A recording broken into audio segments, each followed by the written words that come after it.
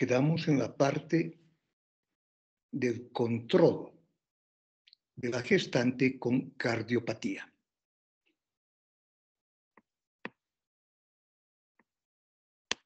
Recuerden que este es un embarazo de alto riesgo. Son pacientes controladas por el servicio de obstetricia específicamente por medicina materno-fetal.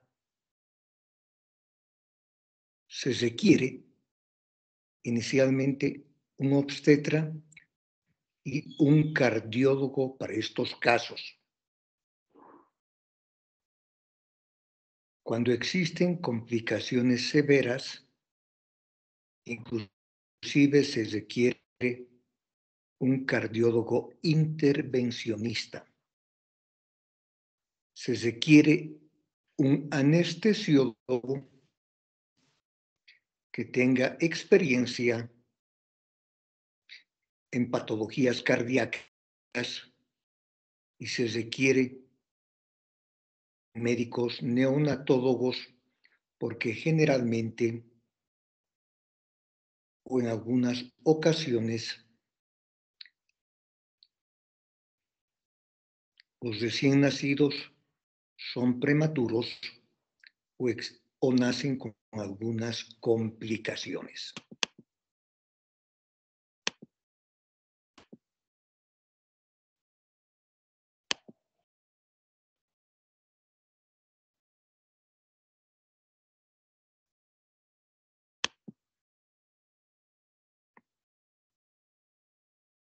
Conducta durante el embarazo. Estas pacientes inicialmente deben tener una consulta prenatal cada 15 días, tanto por el servicio de obstetricia como por cardiología. En obstetricia es importante descartar una restricción en el crecimiento intrauterino y es necesario determinar un bienestar fetal. Para esto debe efectuarse cardiotocografía sin estrés a partir de las 27 semanas, inicialmente cada semana, y en algunos casos el perfil biofísico. Recuerden que el perfil biofísico es el estudio más completo para determinar bienestar fetal. Y el perfil biofísico modificado actualmente incluye la cardiotocografía sin estrés y la determinación del volumen de líquido amniótico por ecografía.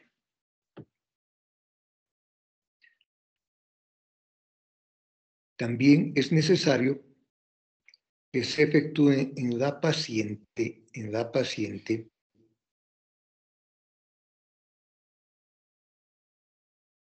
ecocardiografías, electrocardiograma materno y también electrocardiograma fetal. Con alguna frecuencia puede observarse alteraciones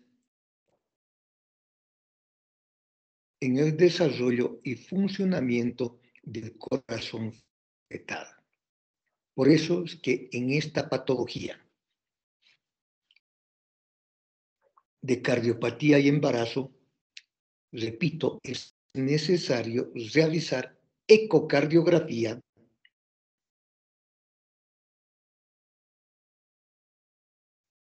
electrocardiograma materno y electrocardiograma fetal.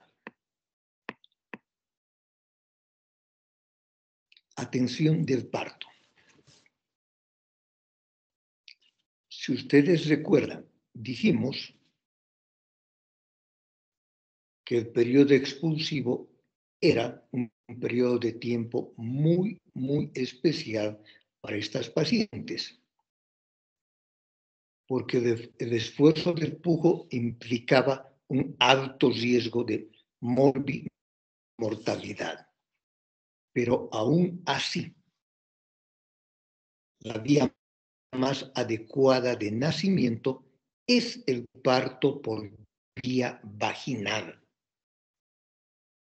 excepto en la coartación aórtica. Si se va a efectuar una cesárea o una inducción de trabajo de parto, debe ser por indicación obstétrica.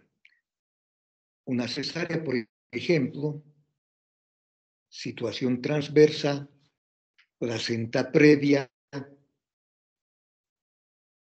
y otras indicaciones más. Durante el trabajo de parto debe monitorizarse continuamente los signos vitales maternos. Es una paciente que debe estar en posición de folder de cúbito lateral izquierdo. Debe recibir oxígeno por catéter nasal.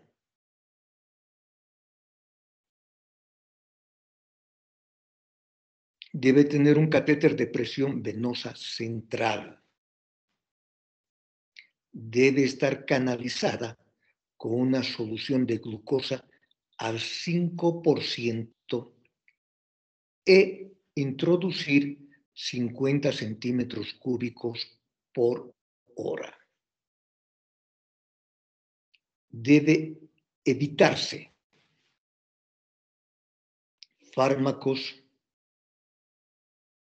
taquicardizantes o vasodilatadores. Por ejemplo, los beta bloqueadores y la hidralazina como vasodilatador durante el trabajo de parto. Por otra parte, para evitar el esfuerzo del pujo, es necesario e imprescindible la aplicación de forceps. De esta manera, se acorta el periodo expulsivo y se evita o disminuye el esfuerzo de pujo materno.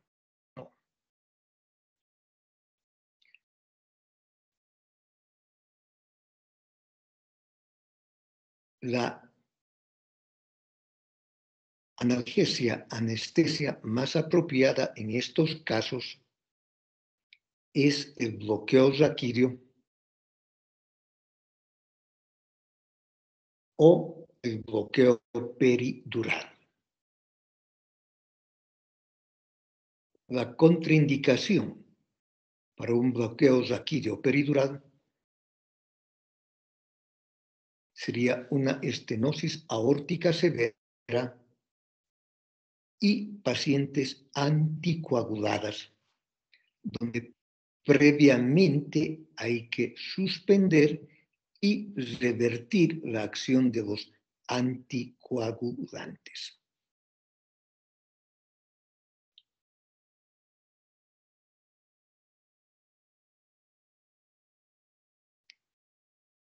Ya, para el segundo periodo del trabajo de parto, o sea, para el periodo expulsivo, la atención de parto debe ser en la posición de Sims o inglesa. O sea, de cúbito lateral izquierdo,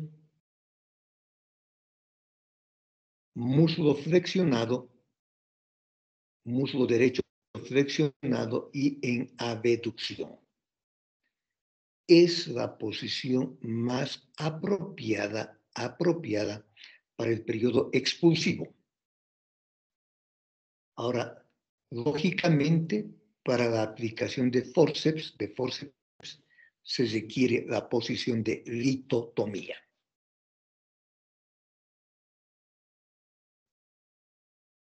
Atención del puerperio.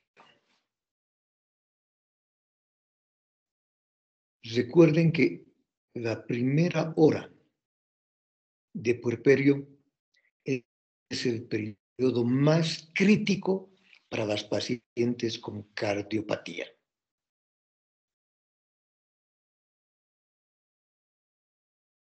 Debe evitarse el uso de ergonobínicos y limitarse el uso de oxitóxicos. O sea, emplear oxitocina solo en casos muy necesarios y con la precaución debida. En cambio, los ergonobínicos, como la ergometrina, están totalmente contraindicados en este tipo de pacientes. Debe evitarse cualquier tipo de infección. Por eso es importante prevenir una mastitis puerperal. Es importantísimo evitar una endometritis postparto.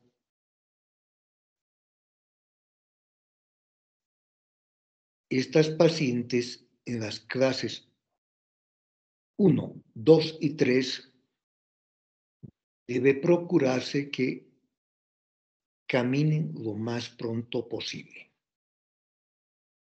Cualquier complicación durante el puerperio, aunque sea exclusivamente obstétrica, como una hemorragia postparto, debe ser manejado en conjunto con el servicio de cardiología.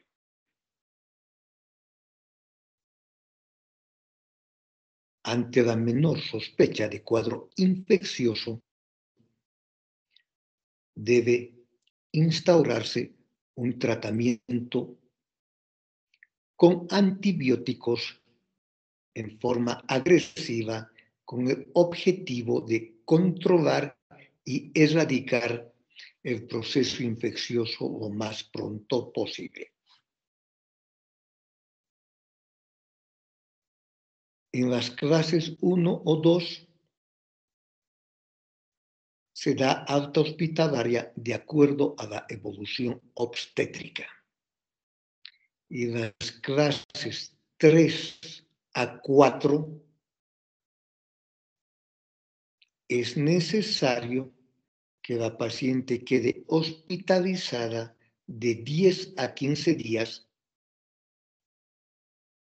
para una vigilancia y control adecuado.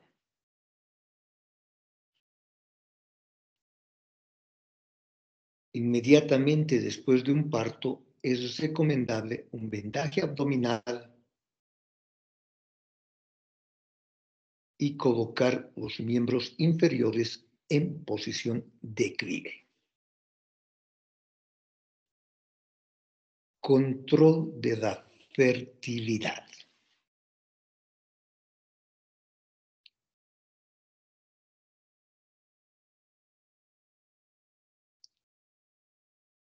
Es necesario instruir a estas pacientes a utilizar un método adecuado de planificación familiar. Se pueden prescribir anticonceptivos hormonales que contengan solo progestágenos. Por ejemplo, la minipíldora, el Depo-Provera, inyección trimestral, y los implantes subdérmicos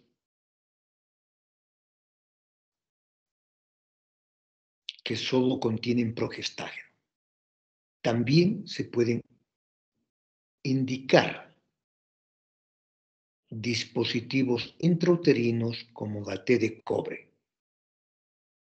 excepto que la paciente tenga antecedentes de endocarditis bacteriana. Y lógicamente hay que hacer un control para disminuir los riesgos de infecciones dentro de la cavidad uterina. También podemos utilizar el dispositivo que en vez de contener cobre, contenga un progestágeno, como es el de Bonorgestre, que recibe el nombre de Mirena y es altamente eficaz para evitar el embarazo durante 5 años. Finalmente, se puede, aunque sea, prescribir los preservativos o condón y el uso de cremas espermicidas. Cuando es una paciente que corresponde a la clase 3 y 4, debe sugerirse un método de planificación familiar definitivo, en este caso la esterilización.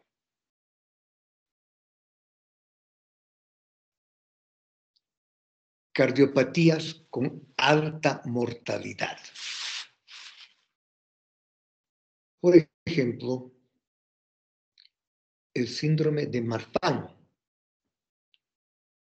que ustedes saben es un síndrome hereditario que afecta el tejido conectivo con huesos largos y muy adelgazados y con compromiso cardíaco. El síndrome de Eisenmenger,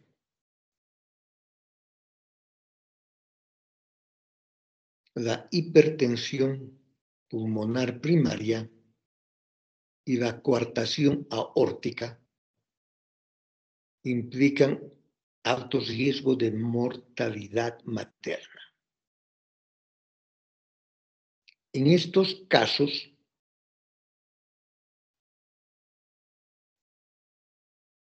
se puede sugerir la interrupción del embarazo debido al alto riesgo de mortalidad materna.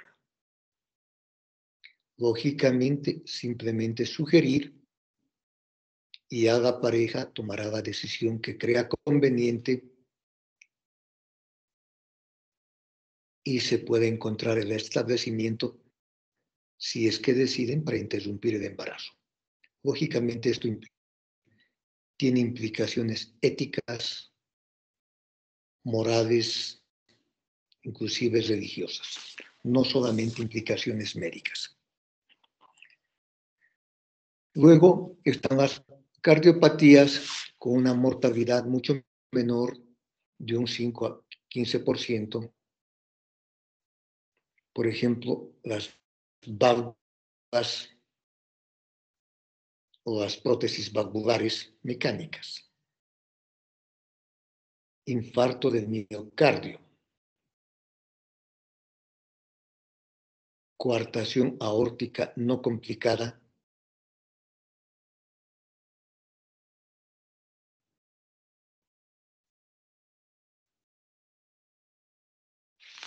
Que son las patologías que revisten un riesgo, pero con menor porcentaje de mortalidad. Y también, la estenosis mitral con fibrilación auricular.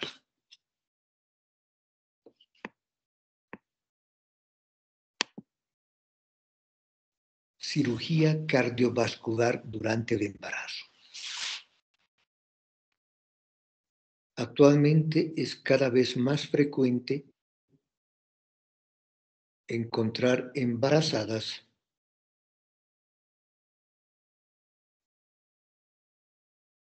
con antecedentes de cirugía cardiovascular.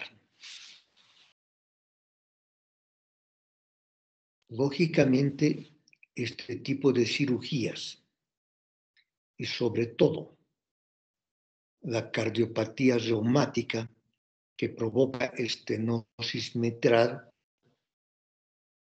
son las causas más frecuentes para cirugía durante el embarazo. Esto implica un alto riesgo, tanto materno como fetal, porque a pesar de la circulación extracorpórea,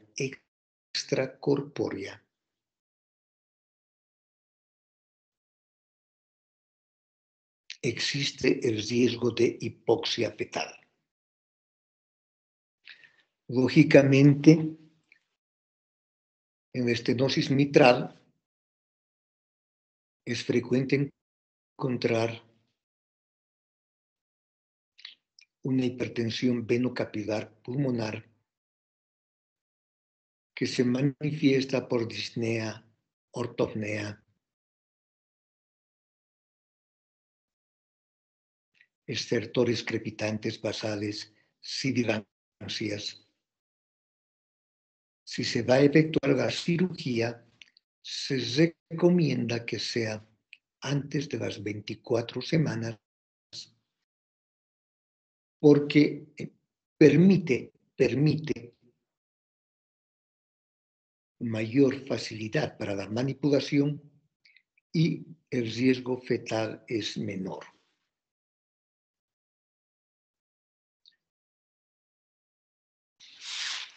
De todas maneras, una prótesis valvular siempre implica el riesgo de un tromboembolismo,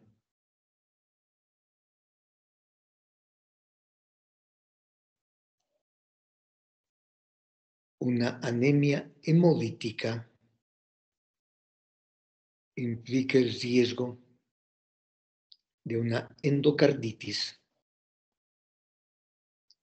implica el riesgo de arritmias que de alguna manera incrementan el riesgo materno y fetal. En estas pacientes es fundamental el uso de anticoagulantes, no solamente en pacientes con prótesis valvular mecánica, sino también en arritmias marcadas y estenosis mitral con fibrilación atrial. Entre los anticoagulantes está la warfarina, que es un anticoagulante sintético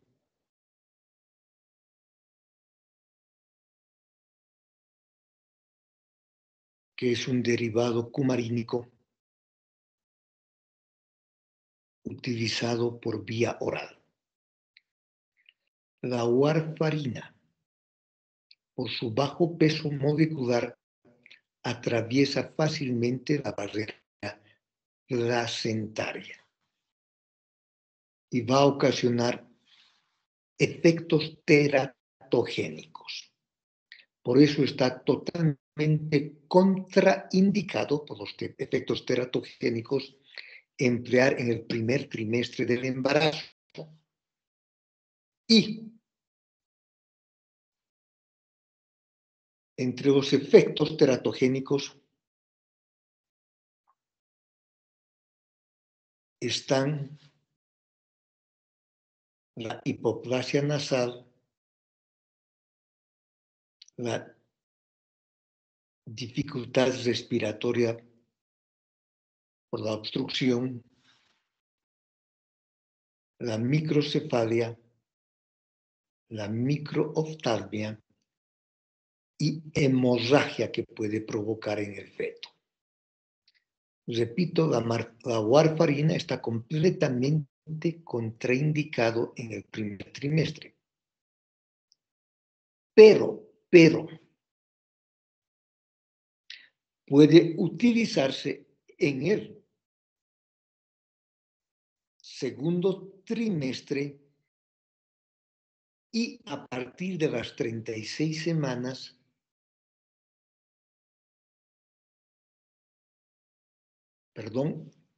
se puede utilizar en el segundo trimestre hasta las 36 semanas de gestación,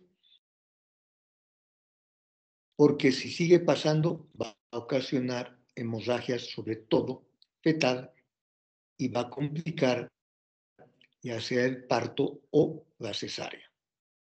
Repito, la warfarina puede utilizarse en el segundo trimestre del embarazo hasta las 36 semanas. Ustedes saben que el antídoto de la warfarina es la vitamina K. Además, se hace el control con tiempo de protrombina que debe estar 2 a 3 veces prolongado el control. En el primer trimestre del embarazo,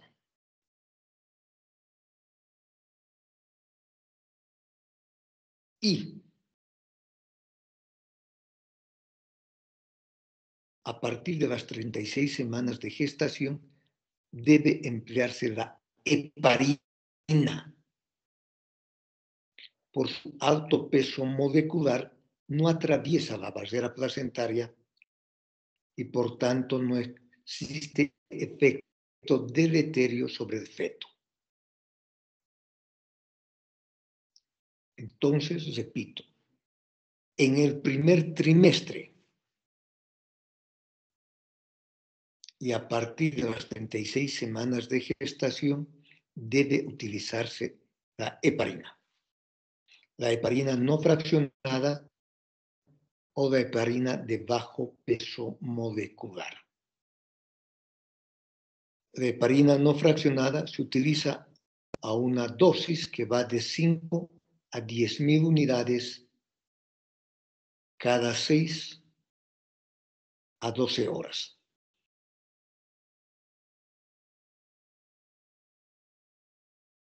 Puede administrarse por vía subcutánea o por vía intravenosa si se va a emplear por un tiempo que no sea muy prolongado.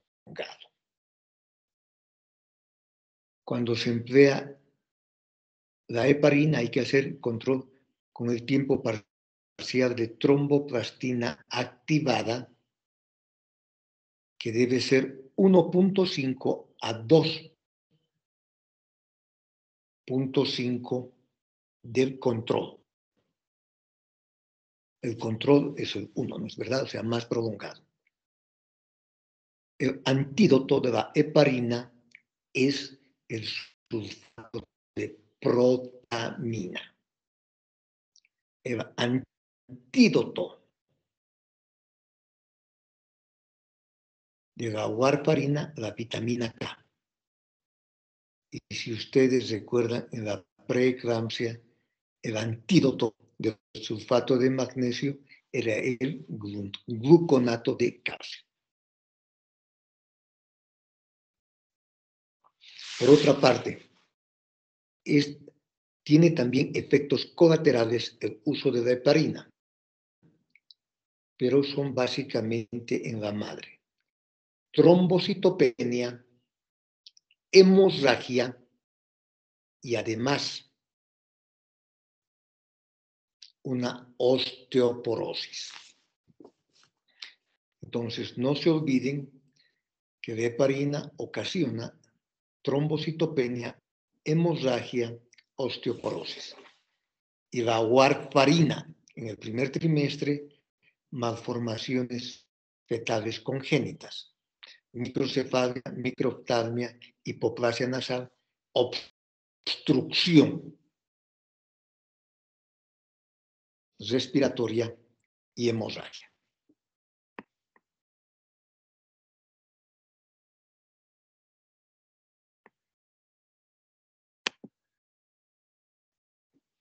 cardiomiopatía periparto. Este es un cuadro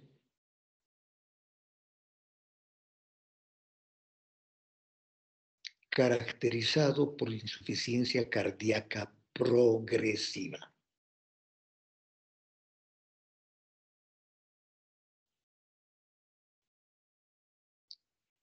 Se manifiesta o aparece en el último mes de gestación y los primeros 5 meses postparto o postnacimiento.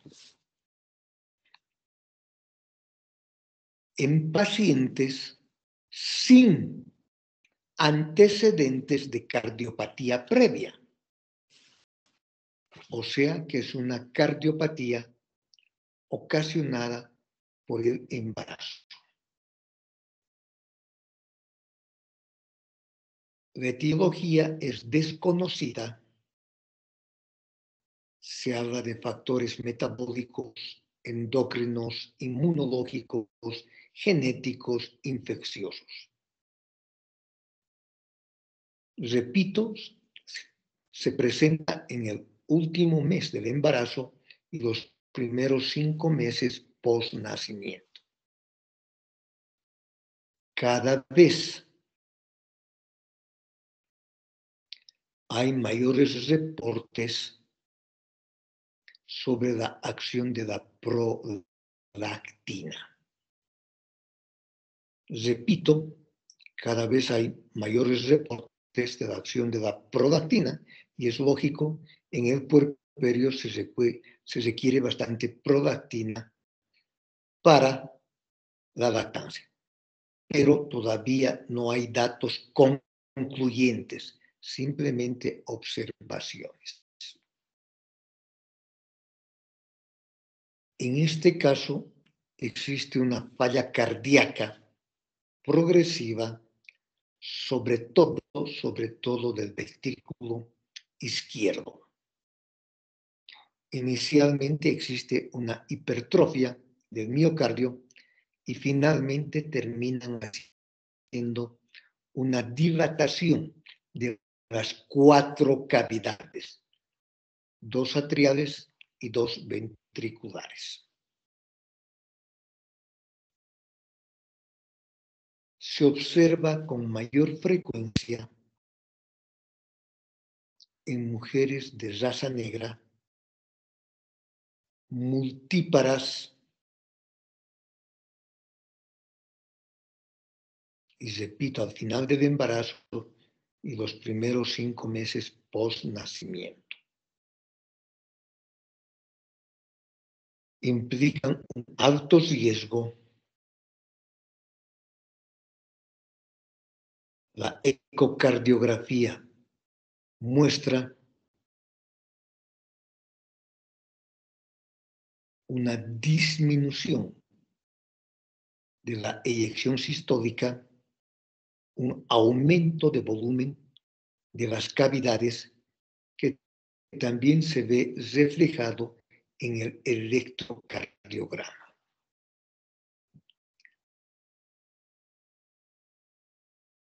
Estas pacientes deben ser valoradas por cardiología y frecuentemente requieren una unidad de terapia intensiva. Lógicamente se utilizan todos los fármacos disponibles, los digitálicos, los bloqueadores de precarga, los de postcarga. Aún así, tiene una alta tasa de mortalidad dependiendo de los países y de los centros de atención que tienen que ser altamente capacitados con alta tecnología, pues en los centros con alta tecnología la mortalidad es de entre un 5 a 10%. En cambio, en el resto de los países, Recuerden que dijimos en la raza negra más frecuente en países africanos, pues la mortalidad es casi de un 50%. Si lograra superar este cuadro, en algunas ocasiones el daño ventricular, el daño cardíaco, es permanente. Y además, si se produjera un embarazo posterior, existe un alto riesgo de que nuevamente desarrolle una cardiomiopatía periparto.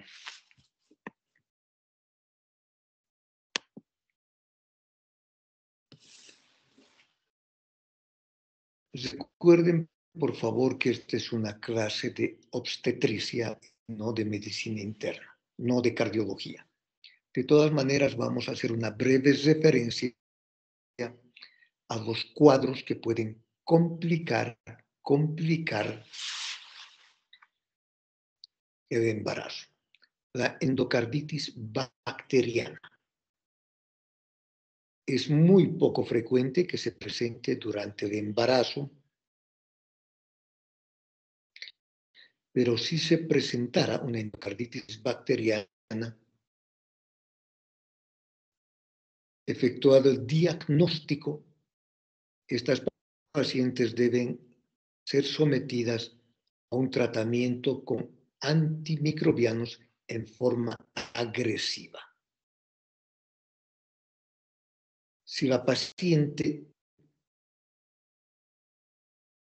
ya cursó previamente con una endocarditis bacteriana y ha recibido el tratamiento adecuado, debe posponer un posible embarazo por lo menos por 6 meses después del control de la endocarditis bacteriana.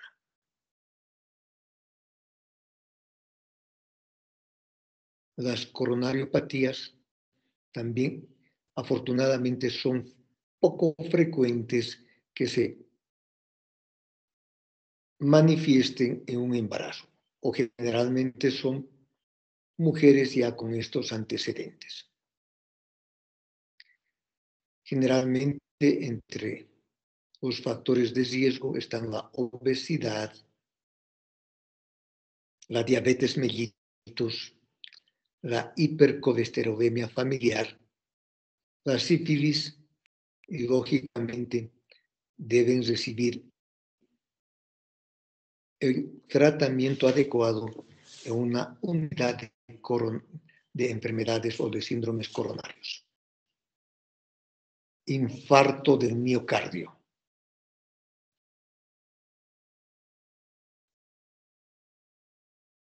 También es poco frecuente que se presente por primera vez durante el embarazo. Aún así, recuerden que el gasto cardíaco aumenta 40% durante el embarazo, aumenta mucho más durante el trabajo de parto y mucho más en el puerperio inmediato. Entonces, estas pacientes con infarto de miocardio van a requerir un tratamiento pues, de emergencia, servicio de cardiología y terapia intensiva. Las arritmias cardíacas pueden observarse con mayor frecuencia, sobre todo las supraventriculares. Fibrilación, flutter, todos estos. Indudablemente, el mayor riesgo de las arritmias cardíacas son la formación de trombos y, lógicamente, requiere un tratamiento adecuado con uso de antiarrítmicos y de digitámicos. La tromboflebitis superficial es frecuente en una mujer embarazada, se observa con una frecuencia de 1 en 600 embarazos y es mucho más frecuente en el puerperio, con una frecuencia de 1 en 100. Generalmente hay leve dolor a nivel superficial y el tratamiento es simplemente paliativo, analgésicos antiinflamatorios. La trombosis venosa profunda.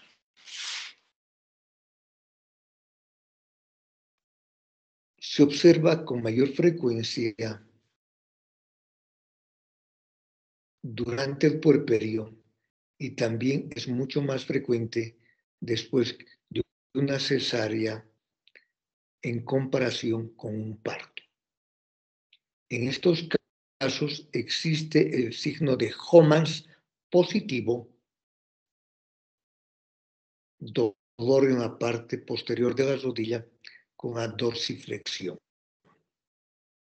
El diagnóstico se va a hacer mediante Doppler y estas pacientes sí requieren un cuidado, hospitalización y la administración de anticoagulantes como la heparina a dosis adecuadas, ya sea 5.000 a 10.000 unidades cada 8 horas en estos casos, o de heparina de bajo peso molecular, 1 miligramo kilo peso cada 12 horas. Embolismo pulmonar.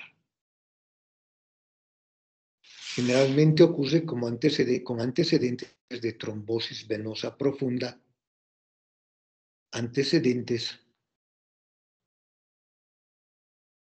de aborto séptico, puerperio séptico y sobre todo trombosis venosa profunda.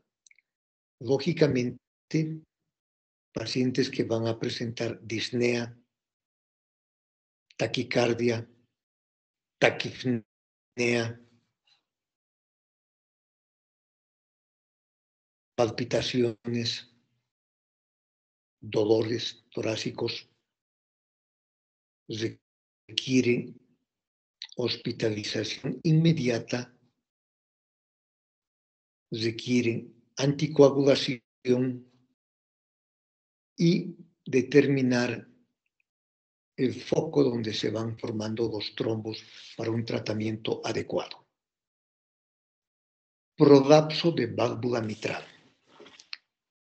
Se ha observado que este cuadro es relativamente frecuente. Se observa en un 6 a 10% de las mujeres embarazadas y su observación ha sido facilitada por la ecocardiografía. Existe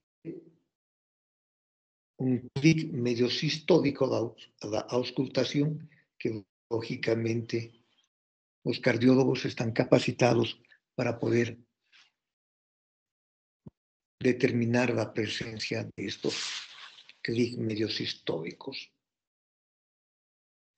Se ha observado que tienen una evolución benigna, simplemente observación, y en realidad no requieren ningún tratamiento.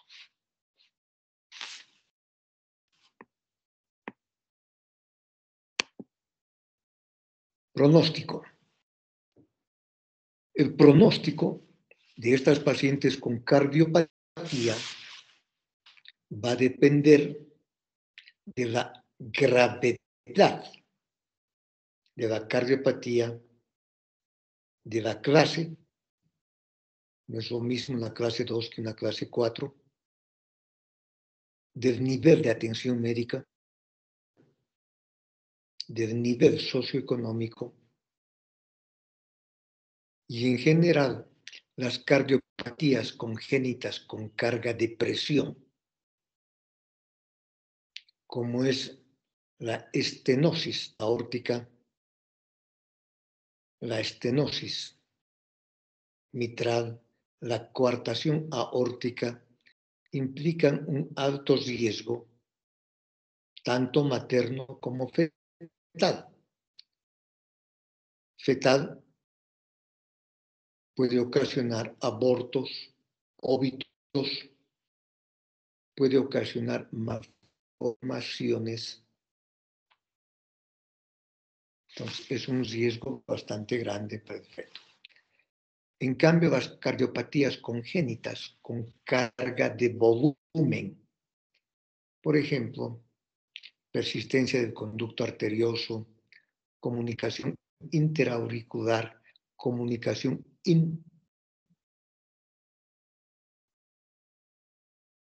interventricular, si no son muy masivas, generalmente son adecuadamente toleradas y el riesgo es mucho menor que con las cardiopatías con carga de presión.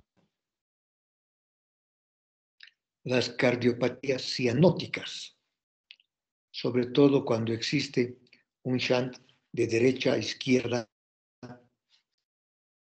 en estos casos va a subir mucho el hematocrito.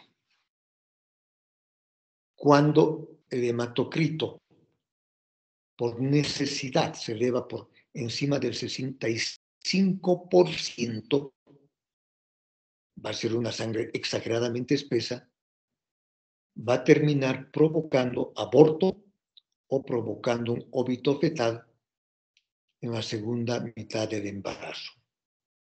Si el hematocrito es menor al 65%, de todas maneras, en niveles elevados puede ocasionar restricción en el crecimiento intrauterino y parto pretérmino.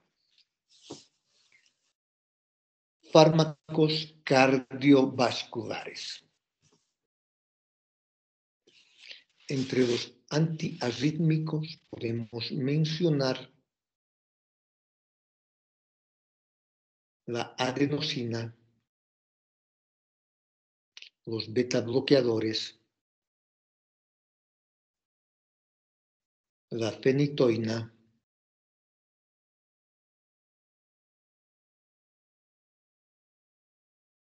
la disopiramida,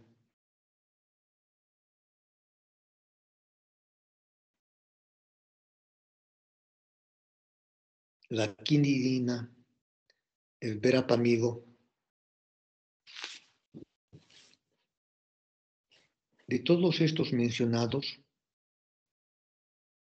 pueden utilizarse con bastante seguridad.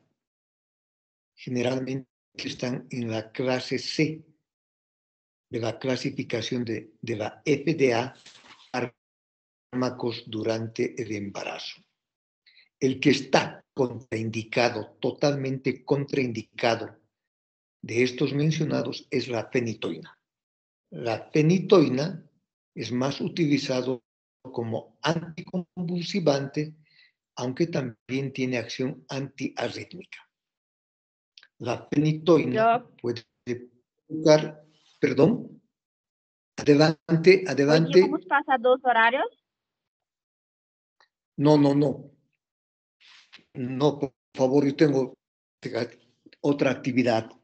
Ya terminamos. Un minuto, por favor, un minutito. La fenitoína. Ya, es que yo pensaba que íbamos a pasar 2 horarios. Un minuto más, por favor. Gracias. La fenitoína puede provocar microcefalia, microoftalmia y puede provocar anomalías en el desarrollo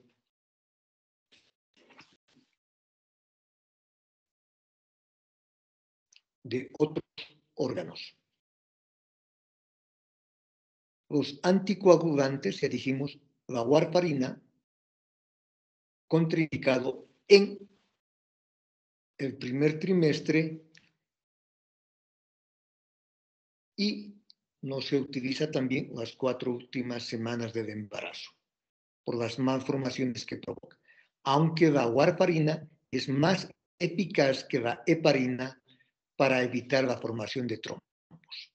Los digitálicos son muy seguros en casos de insuficiencia cardíaca, fibrilación lateral-auricular. Y finalmente los diuréticos tiazídicos, que pueden ocasionar